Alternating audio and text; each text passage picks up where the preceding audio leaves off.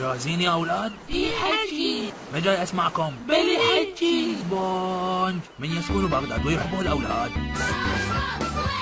لونه أصفر مربع حساس. سبونج بوب سكوير.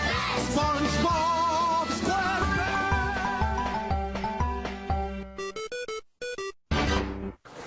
سبونج بوب في بغداد.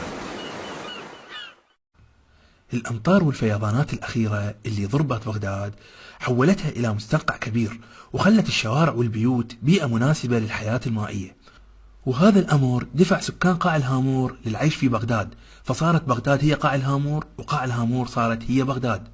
فلا تستغرب مثلا إذا شفت شمشون قاعد يفتر بباب الشرجي، ولا تستغرب إذا شفت شلش قاعد ويا بنت سلطع بالكافيتريا.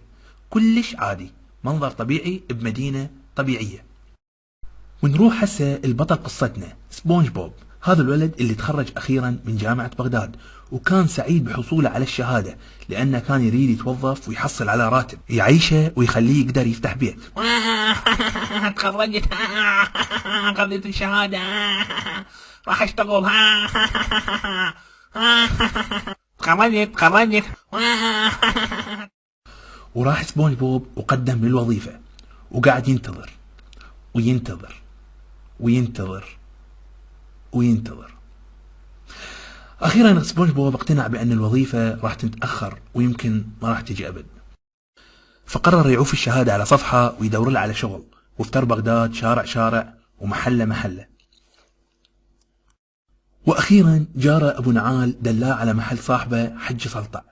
حج سلطع هذا رجال على باب الله، عنده مطعم بالبتاويين، وكان محتاج إلى صانع جديد، وخطيه الرجال ما قصر وياه وشغله وانطاه هالقاس مع الله. وأجر سبونج بوب بيت قريب من مطعم حج سلطع حتى يكون قريب من الشغل، وحتى يجهز نفسه على مود يكون عائلة بالمستقبل.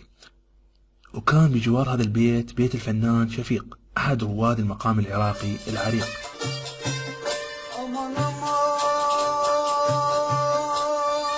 وجار الثاني اسمه بسيط، يشتغل عتاق ويا جمعة. عتيق للبيع. عتيق عماتكم عتيق. وبعد ما صار عند سبونج بوب شغل وبيت، قرر يتزوج بنت الحلال، وحدة بنية اسمها ساندي، يتعرف عليها سبونج بوب بمتنزه الزوراء يم القفص مال السناجب. وراح سبونج بوب حتى يخطب ساندي، وأخذ وياه الناس الخيرة مشاية، وصارت القسمة، وصارت ساندي لسبونج، وسبونج صار الساندي.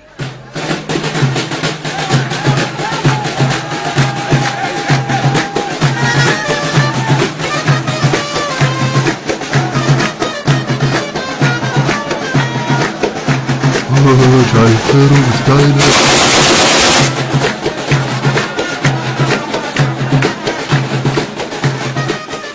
وقبل ما نختم قصتنا أحب أذكركم بالشهادة اللي أخذها سبونج بوب.